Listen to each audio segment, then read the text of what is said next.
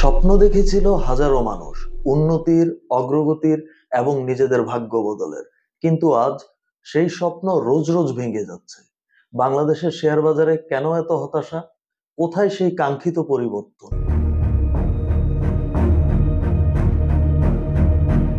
Share বাজারে সুশাসনের অভাব, দুর্নীতি আর অনিয়ম, এইটাই ছিল বিগত বছরগুলোর নির্লজ্জ বাস্তবতা। বাজার পড়েছে, বিনিয়োগকারীদের আস্থা তলানিতে ঠেকেছে। একদিকে প্রতিদিন সূচকের পতন, অন্যদিকে বিনিয়োগকারীদের পালিয়ে যাওয়া। গত ৮ মাসে ৪৮,০০০ বিও অ্যাকাউন্ট শেয়ার শূন্য হয়ে পড়েছে। ভাবা যায়?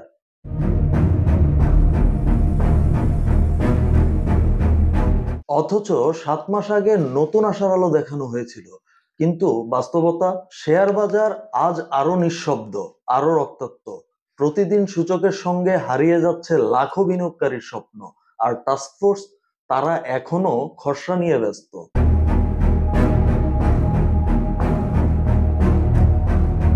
প্রিয় দর্শক, স্বাগতম বিজনেস জার্নালের আজকের আয়োজনে। আপনাদের সাথে আছি আমি হাসান কবির জনি। কথা বলবো শেয়ার বাজার উন্নয়নে গঠিত টাস্কফোর্সের ভূমিকা, বাজারে ধারাবাহিক দরপতন আর প্রতিদিন লাখো বিনিয়োগকারীর স্বপ্ন ভাঙার গল্প নিয়ে।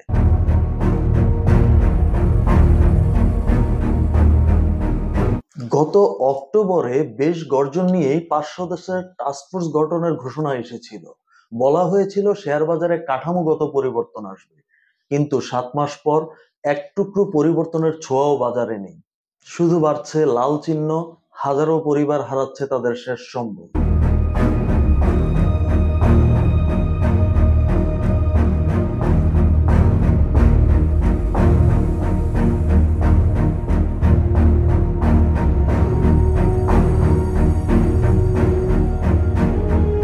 আপনি জানলে অবাক হবেন, এই ৮ মাসে ২১,০০০ নতুন বিও অ্যাকাউন্ট খোলা হলেও একই সময়ে শেয়ার শূন্য হয়েছে ৪৮,০০০ অ্যাকাউন্ট। একটি স্পষ্ট বার্তা, ভরসার শেষ রশিটুকুও যেন ছিঁড়ে যাচ্ছে। অবিরাম দরপতনের নিচে চাপা পড়ছে অজস্র স্বপ্ন।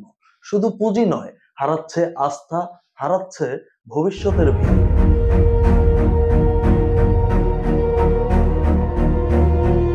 টাস্কফোর্সের গঠনের উদ্দেশ্য ছিল কাঠামোগত সংস্কার। কথা ছিল দ্রুত বাজার চিত্র বদলের। কিন্তু আজও কাজ শেষ হয়নি। শুধু খসড়া, পর্যালোচনা, শিগগিরই, এইসব শব্দেই আটকে আছে সকল উদ্যোগ। বাজারে নেই মিউচুয়াল ফান্ডগুলোর সংস্কার, নেই মার্জিন ঋণের সুস্পষ্ট নীতিমালা, নেই আইপিও দুর্নীতি ঠেকানোর কোনো শক্তিশালী উদ্যোগ।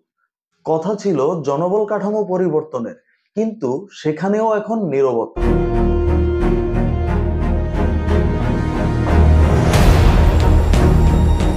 গঠিত টাস্কফোর্স ব্যস্ত প্রস্তাব তৈরি করতে, আর বাজার ব্যস্ত স্বপ্নের অন্ত্যেষ্টিক্রিয়ায়। প্রত্যেক হারানো বিও অ্যাকাউন্টের পেছনে আছে এক একটি ভাঙা হৃদয়ের গল্প। প্রত্যেক দরপতনের পেছনে আছে এক একটি ঝরে যাওয়া পরিবার। এখন প্রশ্ন একটাই, এই টাস্কফোর্সের উদ্দেশ্য কি ছিল? উন্নয়ন নাকি সময়ক্ষেপণ?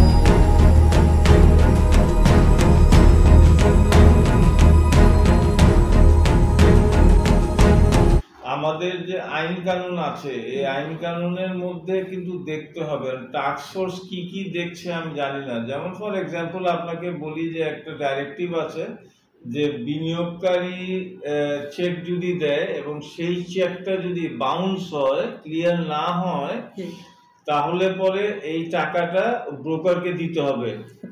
সো এখন বাউন্স হয় কয়েকটা কারণে।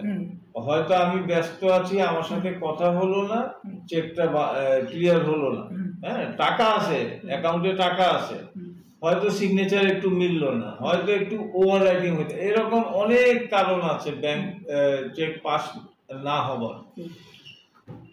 এখন একটা ডাইরেক্টিভ আছে এরকম যে আপনার ক্লায়েন্ট যদি চেক বাউন্স করে তাহলে you have to pay.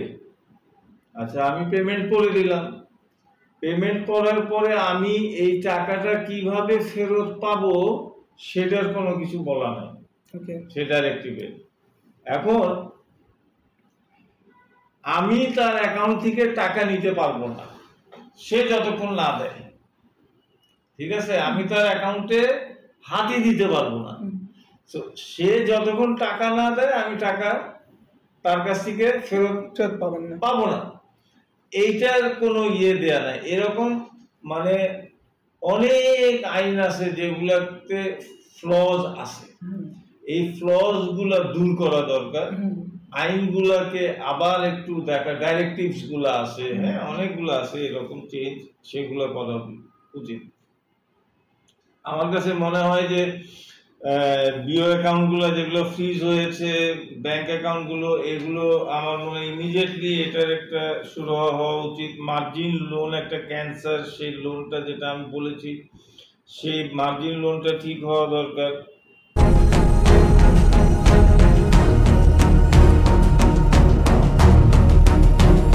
Financial sector আমি বলবো যে মানি মার্কেটে আমি ব্যাংকে যে আমরা যে ভয় পেয়েছিলাম post 5th August liquidity situation, সেটা অনেকভাবে ইমপ্রুভ হয়েছে। আর এখানে আমি definitely I would like to appreciate আমাদের গভর্নর সাহেব মিস্টার এসআরএইচ মনসুর। আমার মনে হয় যে উনি একটা মারাত্মকভাবে ফ্যান্টাস্টিক জব করছেন, যে উনি কিন্তু কোনো ব্যাংকের লিকুইডিটি পজিশন ওইভাবে খারাপ করতে দেননি, উনি খুব ভালোভাবে ম্যানেজ করেছেন। সো আমার মনে হয় সেই মানে যে আতঙ্কে একটা ছিলাম অনেক যারা ডিপোজিটার্স, সেখান থেকে আমরা অনেক মানে ভালোভাবে ফিরে আসছি। Banks are doing good, there is enough money in the banks. তো সেটা না, কিন্তু আমাদের আনফর্চুনেটলি ক্যাপিটাল মার্কেটে সেভাবে ক্যাপিটাল মার্কেটকে ম্যানেজ করা হয়নি, বিকজ রিফর্মসগুলো যে স্পিডে করা উচিত ছিল সেগুলো হচ্ছে না, বাস্তবায়ন হচ্ছে না। উত্তরণমূলক রিফর্মসগুলো যত অ্যাজ সুন অ্যাজ পসিবল ওগুলোকে অ্যাড্রেস করা, যেটা আমি আগেও বলেছি যে আপনি যদি একদিকে আপনার ফোকাস রাখেন যে আমি আগের ম্যানিপুলেটার্সদের শুধু পানিশমেন্ট দিব, সেই দিলে ওইটা that is part of it. আমিও চাই যে তাদেরকে পানিশমেন্ট দেওয়া হোক, কিন্তু that cannot be your only focus. আপনার ফোকাস থাকা উচিত যে আমাদের যে বার্নিং ইস্যুগুলো এখন, যে ভালো কোম্পানি আমরা কীভাবে আনতে পারবো, আমরা কীভাবে লোকাল ইনভেস্টার্সদের অ্যাট্রাক্ট করবো, ফরেন ইনভেস্টার্সদের অ্যাট্রাক্ট করবো, তাদের কীভাবে আমি ট্যাক্স ইনসেন্টিভ দিব, এগুলোতে আমার মনে হয় মানে ইমিডিয়েটলি ফোকাস করা উচিত। আপনি জানেন যে capital market task force form হয়েছে, তাদের রেকমেন্ডেশনগুলো আমি কীভাবে বাস্তবায়ন করবো মার্কেটের ভালোর জন্য, সেই দিকে আমার মনে হয় যে আমাদের ফোকাস অ্যান্ড কনসেন্ট্রেশনটা থাকা উচিত। তো যে তারা হয়তো প্রথম যে উদ্যোগগুলো নিয়েছিল, হয়তো তাদের ইন্টেন্ট গুলা ভালোই ছিল, কিন্তু তারা মনে হয় ওইভাবে পারছে না। তাদের ইন্টারনাল কিছু ইস্যু ছিল আনফর্চুনেটলি, সেটা তারা মোটামুটি ট্যাকেল দিয়েছে। কিন্তু এখন আমার মনে হয় ফোকাসটা হওয়া উচিত যে ইমিডিয়েটলি রিফর্মসগুলো করে ফেলা, এবং একদিকে ফোকাস না দিয়ে পুরো হোলিস্টিক অ্যাপ্রোচ নেওয়া, জানি আমরা বাজারে এই আস্থাটা আমরা জানি ফিরিয়ে আনতে পারি, বিনিয়োগকারীদের জানি আমরা ফিরিয়ে আনতে পারি। নীতিগত আমার মনে হয় যে তাদের ইন্টেনশন বলে আমি কোয়েশ্চেন করবো না। I think they are focusing on the right things, they have to focus on the right things, কিন্তু বাস্তবায়নটাই চ্যালেঞ্জ। টাস্কফোর্সের প্রতিশ্রুতি আজ বাস্তবতার কাছে নিঃশেষ। এই হার, এই হতাশা কোনো কাগজে খসড়ায় মুছে ফেলা যাবে না। বাংলাদেশের শেয়ার বাজার আজ দাঁড়িয়ে আছে এক প্রশ্নের সামনে। কি হবে সামনের দিনগুলোতে? বিনিয়োগকারীদের আস্থা কি থাকবে, নাকি সবকিছুই হারিয়ে যাবে সময়ের অতল গহ্বরে? আপনার মতামত কমেন্টে জানাতে ভুলবেন না। পুঁজিবাজার, অর্থনীতি ও বিনিয়োগ সংক্রান্ত আরো আপডেট পেতে সাবস্ক্রাইব করুন বিজনেস জার্নাল। দেখা হচ্ছে আগামী কোনো পর্বে নতুন কোনো বিষয়ে। সে পর্যন্ত ভালো থাকবেন। আল্লাহ হাফেজ।